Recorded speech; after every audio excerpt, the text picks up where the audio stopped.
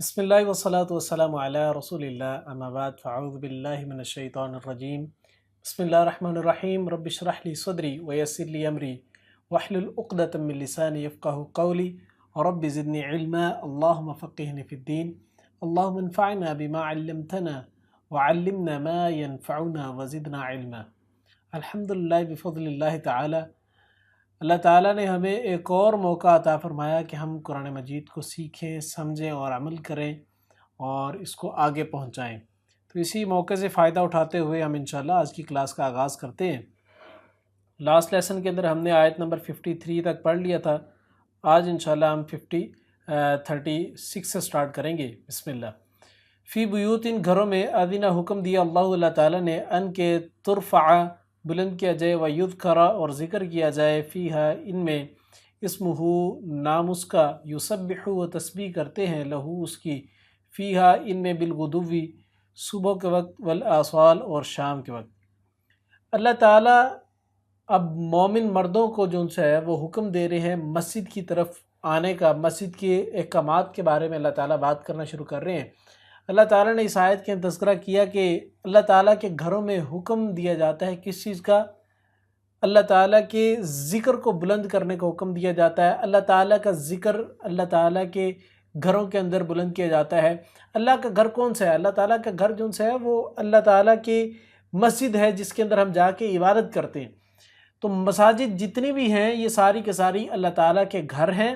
اور ان کے اندر جو کرنے کے کام ہے وہ یہ کہ اللہ تعالیٰ کا ذکر کیا جائے۔ اللہ کے ذکر سے کیا مراد ہے؟ ذکر سے مراد ایک تو یہ ہے کہ سبحان اللہ، الحمدللہ، لا الہ الا اللہ، اللہ اکبر، لا حول ولا قوت الا باللہ، استغفر اللہ، یہ تو تمام اذکار موجود ہیں ہی ہیں۔ اس کے ساتھ ساتھ قرآن مجید کی مجالس لگانا، قرآن مجید کے دروس اٹینڈ کرنا، قرآن مجید کے لیکچرز اور سیمینارز ارینج کرنا، اور قرآن مجید کے اوپر ورکشاپس ارینج کرنا۔ اسی طریقے سے آپ اسلام کے کسی بھی بات، کسی بھی ٹاپک کے اوپر کوئی بھی درس وغیرہ رکھتے ہیں تو وہ بھی اللہ کے ذکر کے اندر ہی شمار ہوتا ہے، کہ ہم اس کو اللہ تعالیٰ کی یاد کے اندر ہی کر رہے ہیں نا۔ دین کے کسی بھی بات، کسی بھی ٹاپک کے اوپر بات کریں گے تو وہ اسی لیے ہی کریں گے کیونکہ ہمارے ذہن و گمان کے اندر اللہ تعالیٰ موجود ہے، ہم اللہ کو یاد رکھتے ہیں۔ دیٹس وائی ہم دین کا کام کر رہے ہیں، دین کو پھیلا رہے ہیں، دین کے اوپر عمل کر رہے ہیں، کیونکہ ہمیں یاد ہے کہ اللہ تعالیٰ موجود ہے، اللہ تعالیٰ ہمیں دیکھ رہا ہے، اللہ تعالیٰ میرے ایک ایک عمل کو چیک کر رہا ہے، اور کل قیامت کے دن ان کی بیسس پہ اللہ تعالیٰ نے جو ان سے ہے وہ جنت اور جہنم کا فیصلہ کرنا ہے، کوئی ایک فیصلہ تو ہونا ہے۔ تو اسی لیے ہم تمام اعمال جو زندگی کے اندر کر رہے ہوتے ہیں، ان میں جو نیک اعمال ہیں وہ اللہ کی یاد کے اندر ہی کر رہے ہوتے ہیں۔ تو لہٰذا مساجد کے اندر جو کرنے کے کام ہے وہ ہے اللہ تعالیٰ کے ذکر کو بلند کرنا، 5 وقت کی نماز کو ارینج کرنا، 5 وقت کی نماز وہاں پہ جا کے پڑھنا جماعت کے ساتھ، اسی طریقے سے وہاں پہ درس و تدریس، لیکچرز وغیرہ ارینج کرنا، وہاں پہ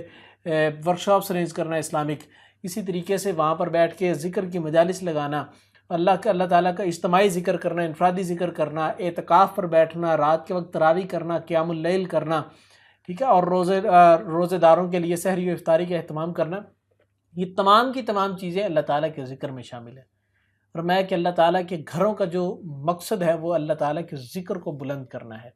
پھر فرمایا کہ یسبح لہ فیہا بالغدو والآصال، اور جو مومن مرد ہوتے ہیں ان کی کوالٹی بیان کی کہ وہ مساجد کے اندر جا کے بالغدو والآصال، وہ مساجد کے اندر جا کے اللہ کی تسبیح کرتے ہیں صبح و شام کے وقت۔ صبح و شام اللہ تعالیٰ کی تسبیح کرنے سے مراد، مفسرین نے مختلف ایک اقوال لیے ہیں۔ ایک تو چیز یہ کہ انسان صبح و شام کے اذکار کرے، جو حفاظت کی دعائیں اور جو مسنون دعائیں ہیں، اذکار ہیں، وہ صبح و شام جو اللہ کے رسول صلی اللہ علیہ وسلم کیا کرتے تھے وہ صبح و شام اذکار کریں۔ ایک تو یہ چیز شامل ہے۔ دوسرا یہ کہ اس سے مراد 5 وقت کی نماز ہے، کہ مومن مردوں کو حکم ہے کہ وہ مسجد کے اندر جا کے 5 وقت کی نماز ادا کریں، گھروں میں نہیں، کہیں اور نہیں، بلکہ مسجد کے اندر جا کے 5 وقت کی نماز ادا کریں۔ یہ اللہ تعالیٰ نے مومن مردوں کو حکم دیا۔ پھر فرمایا کہ رجال، وہ مرد، لا تلہیہم، نہیں غافل کرتی انہیں، تجارت ولا بیع، اور نہ خرید و فروخت، عن ذکر اللہ، ذکر سے اللہ تعالیٰ کے، و اقام الصلاۃ، اور قائم کرنے سے، الصلاۃ، نماز کے، و ایتاء، اور ادا کرنے سے، زکوٰۃ، زکوٰۃ کے، یخافون، وہ ڈرتے ہیں، یومن، اس دن سے، تتقلب، الٹ پلٹ ہو جائیں گے، فیہ جس میں القلوب دل والابصار اور نگاہیں۔ اللہ تعالیٰ نے اس آیت کے اندر بیان کیا کہ وہ مرد جو حقیقت کے اندر مرد ہیں، کچھ مرد ایسے ہوتے ہیں جو کہ صرف بائی جینڈر تو مرد ہوتے ہی ہیں، لیکن ان کے اندر مردوں والی کوئی کوالٹی نہیں ہوتی۔ اللہ تعالیٰ ان مردوں کا تذکرہ کر رہے ہیں جو مرد بائی جینڈر بھی مرد ہیں اور ان کے اندر مردوں والی کوالٹیز بھی ہیں۔ وہ کوالٹی کیا ہے؟ لا تلہیہم تجارت ولا بیع عن ذکر اللہ، کہ وہ دنیا کے تمام کام کرتے ہیں، وہ بزنس کرتے ہیں، وہ جابز کرتے ہیں، وہ لین دین کرتے ہیں، آپس میں کانٹریکٹس کرتے ہیں، مختلف قسم کے پروجیکٹس کر رہے ہوتے ہیں، ہر طریقے سے کما رہے ہوتے ہیں، غرض دنیا کا کوئی بھی کام کر رہے ہو مرد، لا تلہیہم تجارت ولا بیع عن ذکر اللہ، کہ ان کی تجارت اور ان کی خرید و فروخت، ان کا بزنس، ان کی جاب، ان کی ٹائمنگز، یہ اللہ کے ذکر سے نہیں ان کو روکتی۔ وہ لاکھ اپنی دنیا کے کام کرتے رہے، وہ اللہ کے ذکر کے ساتھ کریں، اللہ کے ذکر کو نہ بھول جائیں۔ ذکر کو نہ بھولنا اور اللہ کو یاد رکھنا، یہ معاملہ ذرا سمجھنے والا ہے۔ ایک تو اس سے مراد عموماً یہ لیا جاتا ہے کہ بس جب نماز کا وقت ہو جائے تو اس وقت نماز کے لیے چلے جانا، یہ ہے اللہ تعالیٰ کا ذکر کو یاد رکھنا۔ میرے بھائیو، یہ اللہ تعالیٰ کے ذکر کو یاد رکھنا تو ہے، لیکن یہ صرف 5 وقت نہیں ہونا چاہیے، یہ کل وقت ہی ہونا چاہیے، یہ ہر وقت ہونا چاہیے۔ یعنی مومن مرد بزنس کے اندر ہے تو بزنس کر رہا ہے تو اس وقت بھی اس کے ذہن و گمان کے اندر اللہ تعالیٰ موجود ہو، اس کو اللہ یاد ہو کہ مجھے اللہ تعالیٰ دیکھ رہا ہے، میں نے اس بزنس کے اندر بھی کوئی اوپر نیچے نہیں کرنا معاملہ، میں نے کوئی لین دین کے اندر اوپر نیچے معاملہ نہیں کرنا، میں نے بزنس کو جب کر رہا ہوں تو میں اس کے لیے جب ٹرانسپورٹیشن کا انتظام کر رہا ہوں، میں فلاں جگہ سے مال خریدنے کے لیے جا رہا ہوں، وہاں سے خرید رہا ہوں، تو اس کو خریدتے وقت جن لوگوں کو درمیان میں نے ایڈ کیا ہے، جو تھرڈ پارٹیز ہیں، جو سیکنڈ پارٹیز ہیں، جو بروکرز ہیں، ان سب کے ساتھ لین دین معاملات اور ڈسکشن اور یہ ساری کی ساری چیزیں، پھر وہاں سے مال کو اٹھانا، بلٹی کروانا، پھر وہاں سے واپسی لے کے آنا اور لا کے شاپ میں دوبارہ ملازمین کے ذریعے سے رکھوانا اور پھر اس کو واپسی سیل کرنا، ریٹیل کرنا، یہ سارے کے سارا جو پروسیس ہے، سارے کے سارے کام، ان کو کرتے ہوئے اللہ کو نہیں بھولنا، یہ یاد رکھنا اللہ مجھے دیکھ رہا ہے، لہٰذا ان میں ڈنڈی نہیں مارنی۔ دنیا کا کوئی بھی کام کر رہے ہوں اس وقت اس کو اللہ کو یاد رکھیں، اللہ کو نہ بھول جائیں ان معاملات کے اندر۔ یہ نہ سوچیں کہ شاید مجھے بھی کوئی دیکھ نہیں رہا، ابھی میرے اور اس بندے کے درمیان ڈیلنگ چل رہی ہے، میں چاہے اس کو جس طریقے سے مرضی چونا لگا دوں، کوئی مجھے دیکھ نہیں رہا، یا میں اس بندے کو مال فروخت کر رہا ہوں، میں نے اس کو تصویریں کچھ اور دکھائی تھی، اب میں جو ڈلیور کر رہا ہوں مال وہ کچھ اور مال ڈلیور ہو رہا ہے، تو مجھے کوئی بھی نہیں دیکھ رہا، میری مرضی، میں جو مرضی ڈلیور کروں۔ یہ جو حرکتیں ہیں یہ وہ حرکتیں ہیں جس کے اندر آپ اللہ تعالیٰ کو بھول رہے ہوتے ہیں، ہم اللہ تعالیٰ کو چھوڑ دیتے ہیں اس ٹائم۔ حالانکہ اللہ تعالیٰ نے کیا کہا کہ مرد تو اصل میں وہ ہے جو ہر حال میں اللہ تعالیٰ کو یاد رکھے۔ اللہ تعالیٰ نے تجارت اور بیع کا تذکرہ کیا ہی اس لیے کیونکہ مرد جن سے ہے اس کو اللہ تعالیٰ نے ڈیزائن اس لیے کہ اس طریقے سے کیا ہے کہ وہ باہر جا کر محنت و مشقت کرے گا، مال کمائے گا، پیسہ کما کے لائے گا، ٹھیک ہے، وہ سورس آف انکم جنریٹ کرے گا۔ تو یہ انکم جو جنریٹ کرنے کا کام اللہ نے کیونکہ مرد کے ذمہ لگایا ہے، اسی لیے مرد کی سارے دن کی مصروفیت تقریباً یہی ہوتی ہے، اور مرد کے سارے دن کی جو ٹینشن اور سوچیں ہیں وہ زیادہ تر بزنس کی ہوتی ہیں، یا جاب کی ہوتی ہیں، یہ پیسہ کمانے کی ہوتی ہیں۔ تو اللہ تعالیٰ نے مومن مرد کو پھر یہی کہا کہ تمہیں تمہارا پیسہ کمانا اللہ کے ذکر سے نہ روکے۔ یہاں پر تمہاری بزنس ڈیلنگ چل رہی ہے، وہاں پر اذان کی آواز آئی ہے، چھوڑ دو، سب بند کر دو۔ میں کہتا ہوں ایک چیز یاد رکھیں، ہاؤ از اٹ پاسبل کہ آپ بزنس کے اندر ڈیلنگ کر رہے ہیں اور ادھر سے اذان کی آواز آ رہی حی علی الفلاح، آؤ فلاح کی طرف، اور آپ کہیں کہ نہیں جی میں بزنس کی ڈیلنگ بس فائنل کر لوں، تو وہ بزنس کی ڈیلنگ کو جو فائنل کرتے ہوئے وہاں سے نماز کا وقت گزر رہا ہو، تو وہ کیسے اس ڈیلنگ کے اندر اللہ تعالیٰ برکت ڈال سکتے ہیں؟ کیسے اس مال کے اندر اللہ تعالیٰ برکت ڈال سکتے ہیں جو میں نے اس ٹائم اس ڈیوریشن کے اندر کمایا؟ نہ تو اس مال کے اندر برکت ڈال سکتی ہے، اور نہ ہی وہ مال جو ان سے ہے مجھے کافی ہو سکتا ہے، اور نہ ہی وہ مال میرے لیے نفع بخش ہو سکتا ہے۔ میرے لیے صرف وہ مال نفع بخش ہے جو اللہ کے ذکر کے ساتھ ہے۔ میں اگر اس ڈیلنگ کو چھوڑ کے میں نماز پڑھنے جاؤں گا، مجھے پوری امید ہونی چاہیے، ہمیں پورا یقین ہونا چاہیے، اللہ پہ توکل ہونا چاہیے کہ مجھے اللہ تعالیٰ اس ٹائم کے بدلے جو میں نے مسجد میں جا کے لگایا، اس ٹائم کے بدلے اللہ تعالیٰ مجھے بہتر مال عطا کرے گا۔ یہ توکل ہمارے اندر بلڈ ہونا چاہیے۔ ہم اصل میں توکل کو بھی چھوڑ چکے ہیں نا، بھول چکے ہیں کہ توکل ہوتا ہی کیا ہے۔ ہمیں یہ ہوتا ہے کہ شاید میں نماز پڑھنے جاؤں گا، پیچھے سے یہ جو گاہک یہاں پہ کھڑے ہیں، جو کسٹمر کھڑے ہیں، یہ چلے جائیں گے، میں ذرا آن لائن میں 2-3 آرڈر جو ان سے نا وہ پلیس کر رہا ہوں، تو آرڈر پلیس کرتے ہوئے اگر اذان کا ٹائم ہو گیا تو اب میں نماز پڑھنے چلا جاؤں گا، تو پھر پیچھے سے آرڈر جو ان سے نا وہ رہ جائیں گے، اور ہو سکتا ہے وہ ان کا بعد میں ارادہ بدل جائے کسٹمرز کا۔ تو یہ سوچ جب ہمارے اندر ہوتی ہے، پھر ہم اللہ کے دین کو چھوڑ کے اللہ کے ذکر کو پریورٹی نہیں دیتے، بلکہ اپنے بزنس کو پریورٹی دے رہے ہوتے ہیں۔ اور جب آپ بزنس کو پریورٹی دینا شروع کرتے ہیں، پھر اس بزنس کے اندر کبھی برکت نہیں ڈلتی، اور یہی وجہ ہے پھر ہم لوگ شکایت کر رہے ہوتے ہیں کہ یار پتہ نہیں کیا ہو رہا ہے، معاملہ سمجھ ہی نہیں آ رہے، بزنس چل ہی نہیں رہا صحیح طریقے سے گروتھ ہی نہیں آ رہی، پروفٹ ہی نہیں جنریٹ ہو رہا، لیڈز ہی نہیں جنریٹ ہو رہی۔ کیسے جنریٹ ہوگی بھائی؟ جبکہ آپ نے اللہ کے مقابلے کے اندر لا کے اس بزنس کو کھڑا کر دیا، پریورٹی دے دیا، تو پھر کیسے جنریٹ ہوگی؟ کیونکہ اس بزنس کو چلانا یہ اللہ کے کام ہے، محنت ہمارے ذمہ ضرور ہے، لیکن اس کو کامیاب کرنا یہ اللہ کے ذمہ ہے، اس سے پیسہ جنریٹ کرنا، انکم جنریٹ کرنا یہ اللہ کے ذمہ ہے، اور جو کام اللہ تعالیٰ کے ذمہ ہو وہ ہم کیسے اپنے ذمہ لے سکتے ہیں؟ اسی لیے آگے بیان فرمایا وَإِقَامِ الصَّلَاةِ وَإِيتَاءِ الزَّكَاةِ، وہ نماز کو بھی قائم کرتے ہیں، وہ زکوٰۃ کو بھی ادا کرتے ہیں۔ اقامت نماز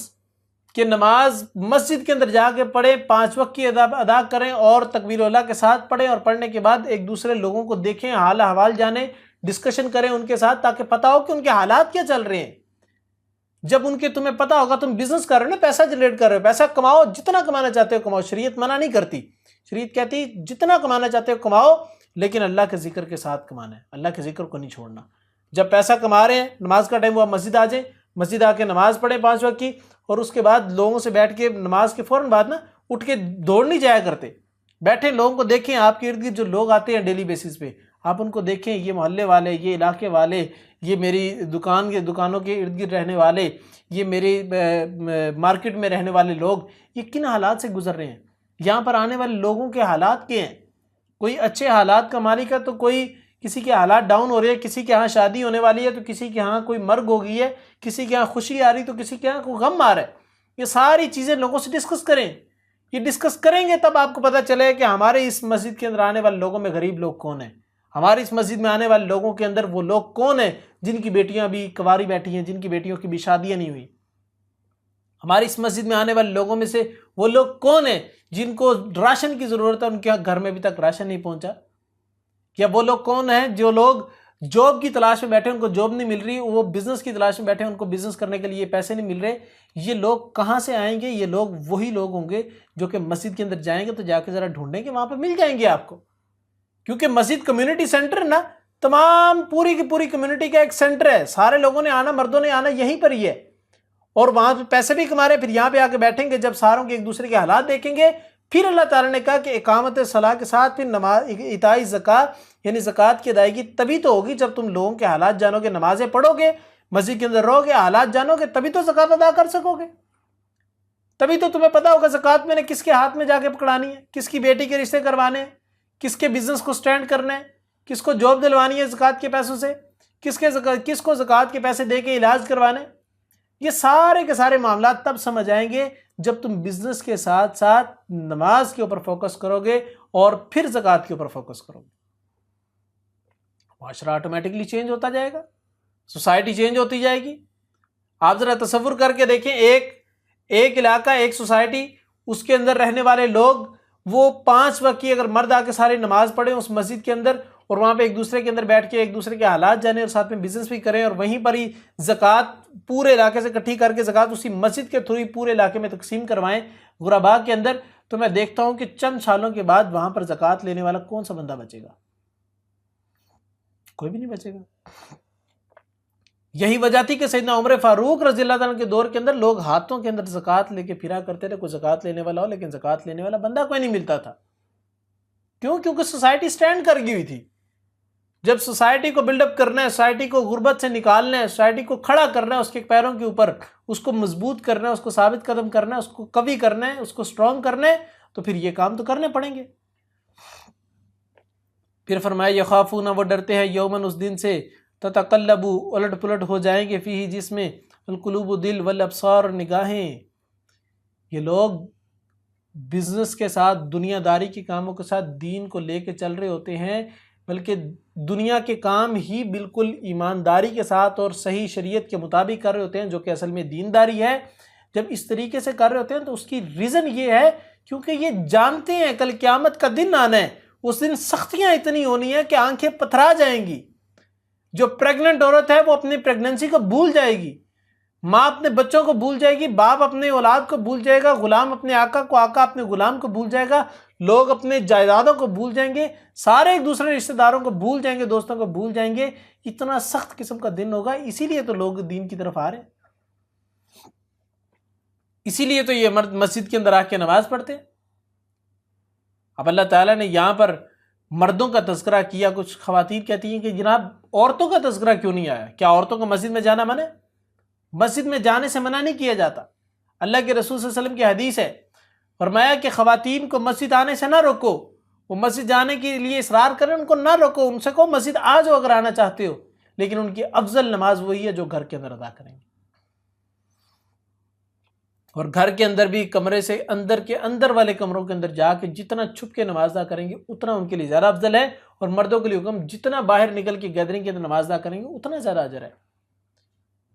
اسی لیے مردوں کو مسجد کے اندر آ کے نماز پڑھنے کا اور عورتوں کو گھروں میں نماز پڑھنے کا حکم دیا گیا، لیکن اس کا ہرگز مطلب یہ نہیں ہے کہ عورتوں کو مسجد میں آنے کی اجازت ہے، وہ مسجد میں آ کے نماز پڑھ سکتی، جب چاہیں پڑھ سکتی ہیں، ضروری نہیں صرف جمعے کی نماز پڑھیں، وہ کوئی بھی نماز آ کے پڑھنا چاہے پڑھ سکتی ہیں۔ تو یہی وہ چیز ہے کہ اللہ تعالیٰ نے فرمایا یخافون یومن، یہ لوگ یہ مرد ڈرتے ہیں اس دن سے جس دن الٹ پلٹ ہو جائیں گے دل اور نگاہیں، یعنی دل انسان کے پتھرا جائیں گے، آنکھیں تھک جائیں گی، دیکھ دیکھ کے لوگوں کے حشر دیکھ کے لوگوں کو دیکھا جائے گا کہ لوگ اپنے پسینوں کے اندر ڈوبے ہوئے ہیں، لوگوں پہ اتنی سختیاں آ رہی ہیں کہ سورج سوا نیزے پہ آ گیا ہے، سورج کی اتنی زیادہ تپش ہے کہ لوگوں کی سکن جلتی جا رہی ہے، اتنے برے حالات ہو جائیں گے، لوگوں کے اوپر سختیاں دیکھ دیکھ کے انسان کے دل پتھرا جائیں گے، آنکھیں تھک جائیں گی، آنکھیں سخت ہو جائیں گی، یہ سارے معاملات ہو جائیں گے۔ صرف اس دن سے ڈرتے ہوئے یہ لوگ دین کی طرف آتے ہیں۔ یہ مردوں کی کوالٹی ہوتی ہے، اصل مرد یہ ہوتے ہیں۔ پھر فرمایا لیجزیہم، تاکہ بدلہ دے انہیں، اللہ تعالیٰ احسن بہترین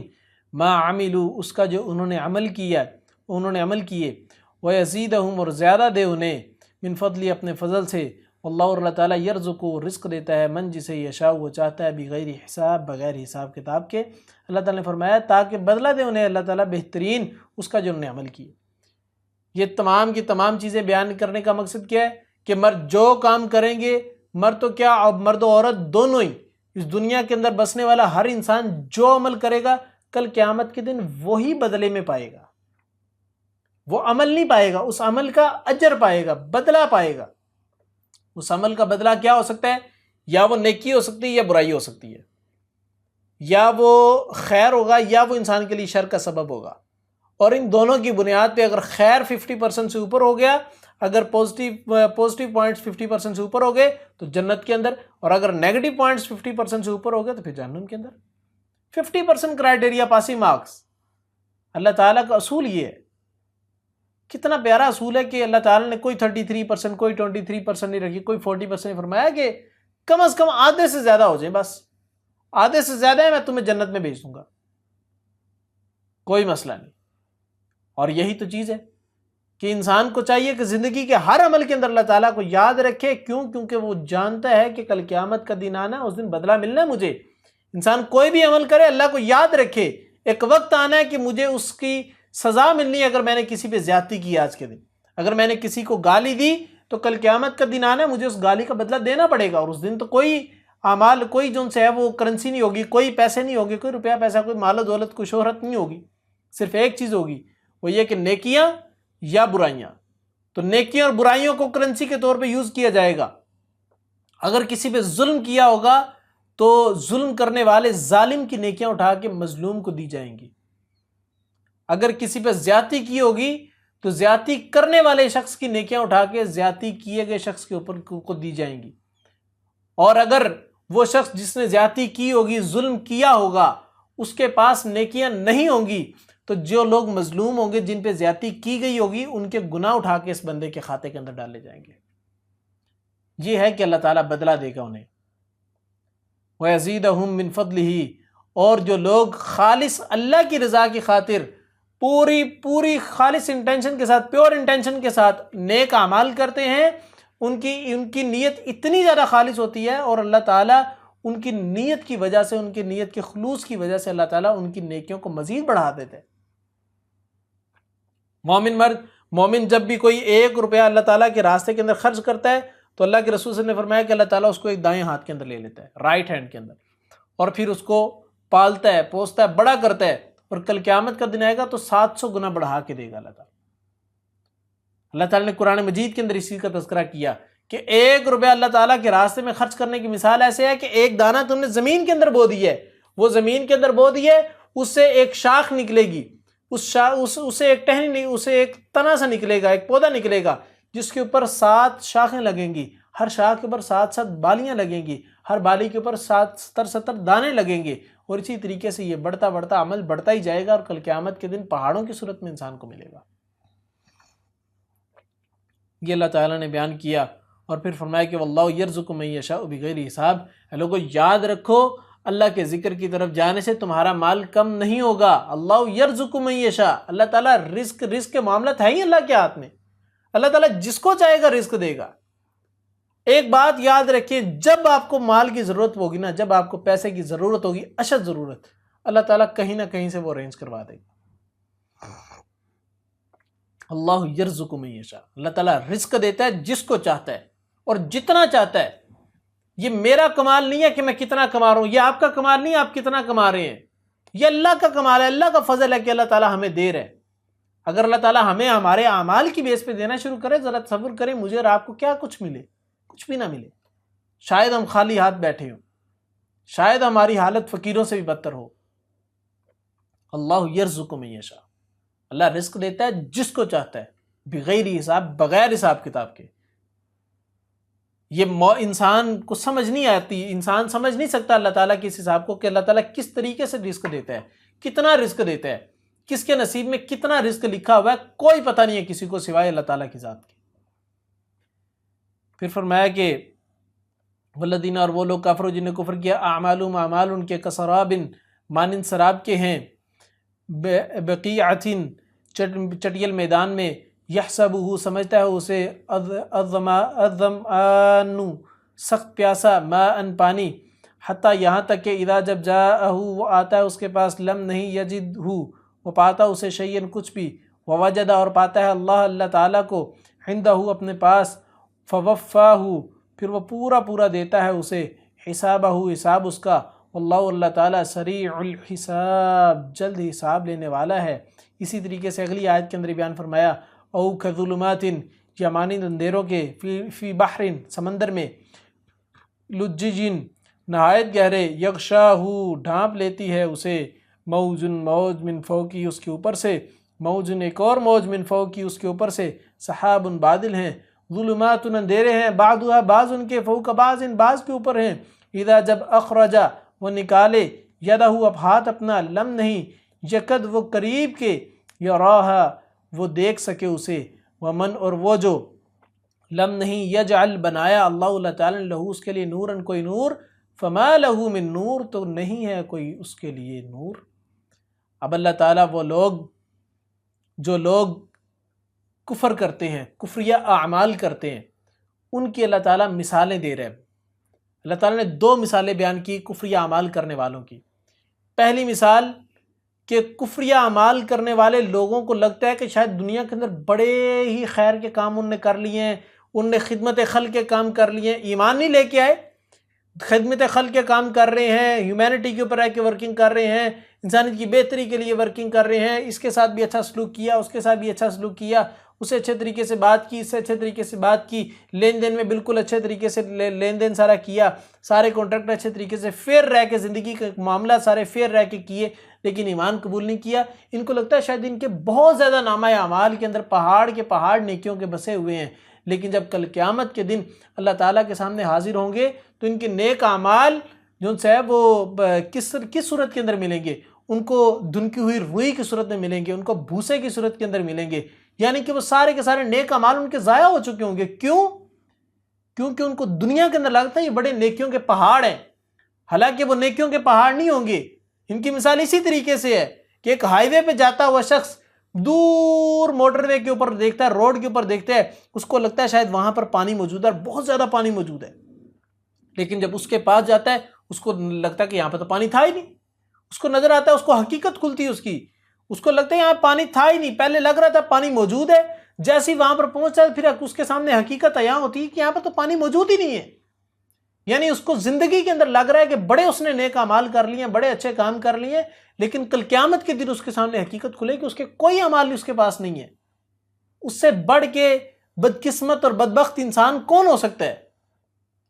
اس کی ساری زندگی کی تگ و دو اس سراب کی مانند ہو جائے گی، جو سراب انسان کو موٹر وے پہ چلتے ہوئے دور روڈ کے اوپر پانی کی صورت میں نظر آ رہا ہوتا ہے۔ اسی طریقے سے وہ لوگ جو ہدایت کو نہیں فالو کرتے، جو قرآن و سنت کو فالو نہیں کرتے، جو اللہ کے طریقے کے اوپر نہیں چلتے، رسول کے طریقے کے اوپر نہیں چلتے، ان کو شاید لگ رہا ہوتا ہے کہ ان کے اعمال بالکل ٹھیک ہیں، وہ بالکل سیدھے راستے پہ جا رہے ہیں، رائٹ ڈائریکشن کے اوپر ہیں، اور وہ چلتے رہتے ہیں، اور جب ان کی موت کا وقت آتا ہے تو ان کو پتہ لگتا ہے کہ ہمارے پاس ہی کچھ نہیں ہے، ہم تو سراب کو دیکھتے رہے تھے، ہم تو ساری زندگی دھوکے کو دیکھتے رہے تھے۔ اسی طریقے دوسری مثال اللہ تعالیٰ نے بیان کی کہ وہ لوگ جو کفر یا اعمال کرتے ہیں ان کی مثال ایسے ہے کہ وہ اندھیروں کے اندر ہے، سمندر کی گہرائی کے اندر ہے۔ سمندر جو ان سے ہے، وہ جو سی ہوتا ہے، اس کی کوالٹی یہ ہوتی ہے کہ اس کی جتنی ڈیپتھ کے اندر جاتے جائیں گے اتنا وہاں پہ اندھیرا ہوتا جائے گا، پانی کی تہ لگتی جاتی ہیں، لیئرز لگتی جاتی ہیں، اور ان کے نیچے جاتے جاتے ایک وقت ایسا آتا ہے، ایک پوائنٹ ایسا آتا ہے کہ جہاں پر سورج کی کرنیں، سورج کی روشنی کی جو سی لیئرز ہیں وہ وہاں تک نہیں پہنچ پاتی، اور وہاں پہ ٹوٹلی اندھیرا ہوتا ہے، جس کو بلیک سی کہتے ہیں۔ وہاں پر کچھ بھی نظر نہیں آتا۔ وہاں پر انسان جب اپنا اگر ہاتھ بھی نکالے تو ہاتھ وہ چیز ہے جس کو انسان اپنی آنکھ کے سب سے قریب کر کے دیکھ سکتا ہے، تو انسان اگر ہاتھ بھی باہر نکال کے دیکھے گا تو اس کو نظر نہیں آئے گا، اتنا اندھیرا ہوگا۔ اور پھر وہ سمندر کی تہوں کے اوپر بادل کا سایہ، اور پھر اس کے اوپر سورج ہوگا۔ تو یہ وہ نور جو ہدایت کا نور ہے، جو لوگ قرآن و سنت سے دور ہو جاتے ہیں ان کی مثال ایسے ہی ہے کہ سورج کی روشنی گویا کہ قرآن و سنت کی روشنی ہے، وہ قرآن و سنت کی روشنی کے بعد ایک کفر کے وہ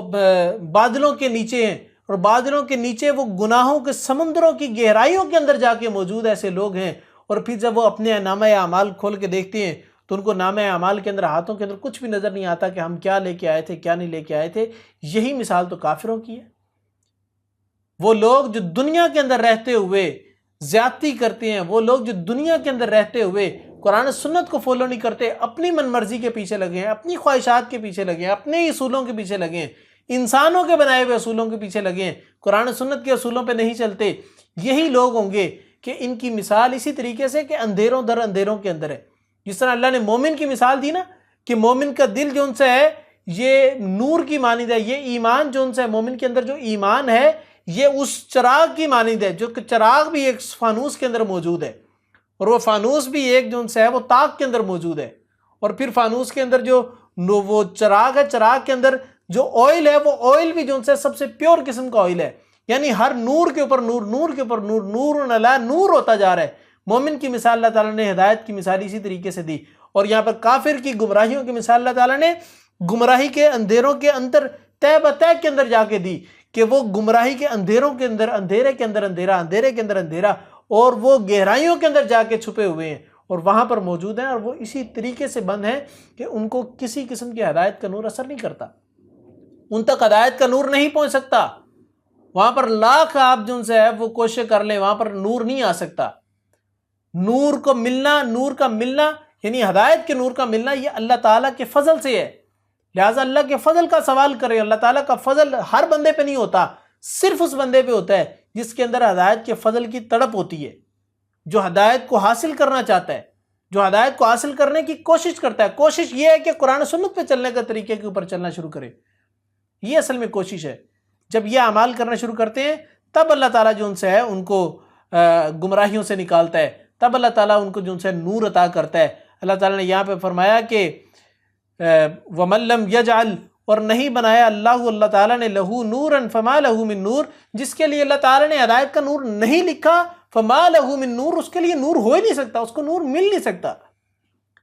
نور علی نور، جہاں پہ اللہ تعالیٰ نے کہا کہ مومن کے لیے ہدایت کے اوپر ہدایت ہے، ایک روشنی کے اوپر ایک روشنی، ایک فیصلے کے اوپر دوسرا فیصلہ سنائی دے رہا ہے، ایک معاملے کے اوپر دوسرا معاملہ دکھائی دے رہا ہے، ایک ہدایت کی بات کے اوپر دوسری ہدایت کی بات دکھائی دے رہی ہے، یہ مومن کا طریقہ کار ہے۔ اور اسی کے برعکس اللہ تعالیٰ نے جو ان سے ہے وہ منافق کے لیے اور کافر کے لیے کیا طریقہ کار رکھا کہ یہ تاریکیوں کے اندر ہے، گمراہیوں کے اندر ہے، کہ گمراہی در گمراہی، گمراہی در گمراہی، گمراہی در گمراہی، یہ گناہوں کے اندر ہے۔ پہلے تو ایک سب سے بڑی گمراہی کفر کی ہے، اس کے بعد شرک کی ہے، اس کے بعد بدعات کی ہے، اور اس کے بعد گمراہیوں کی ہے، گناہوں کی ہے۔ اور اسی طریقے مسلمانوں کے اندر بھی کچھ لوگ ہیں جو کہ ہدایت کے نور سے دور ہیں۔ وہ کیسے نور سے دور ہیں؟ وہ اس طریقے سے دور ہیں کہ وہ سب سے پہلے شرک اور بدعات کی لیئرز، گمراہی کی لیئرز کے اندر ہیں، کہ ان کے اوپر سب سے بڑی جو ایک طے ہے، جو گمراہی کی طے ہے، وہ ہے شرک کی طے۔ اس کے بعد بدعات کی طے ہے ان کے اوپر گمراہیوں کی، اور اس کے بعد گناہوں کی ایک طے ہے جس کی وجہ سے ان تک نور نہیں پہنچتا ہدایت کا۔ اگر ہدایت کا نور حاصل کرنا چاہتے ہیں، شرک و بدعات اور برائیوں کو چھوڑنا پڑے گا۔ اگر چاہتے ہیں کہ قرآن دل کے اندر اترے تو گناہوں کو چھوڑنا پڑے گا، گناہوں کے اندھیروں سے نکلنا پڑے گا، گناہوں کے بادلوں کو چھٹنا پڑے گا، سائیڈ پہ کرنا پڑے گا۔ جب وہ سائیڈ پہ ہوں گے تب ہدایت کا نور سیدھا ڈائریکٹ دل کے اندر اترے گا۔ تو یہ وہ چیز ہے جو اللہ تعالیٰ نے بیان کی ہے اس لیسن کے اندر۔ میں اللہ تعالیٰ سے دعا کرتا ہوں کہ اللہ تعالیٰ ہمارے دلوں کو قرآن کے نور سے منور کر دے اور ہماری زندگی کو ہدایت کے نور سے روشن کر دے، آمین۔ میں نے جو کچھ بیان کیا وہ صرف اور صرف اللہ رب العزت کی توفیق کے سبب سے تھا، اور اگر کوئی غلطی کوتاہی ہوئی بیان کرنے میں تو میرے طالب علم ہونے کی پختہ دلیل تھی۔ وآخر دعوانا ان الحمد للہ رب العالمین۔ السلام علیکم ورحمۃ اللہ وبرکاتہ۔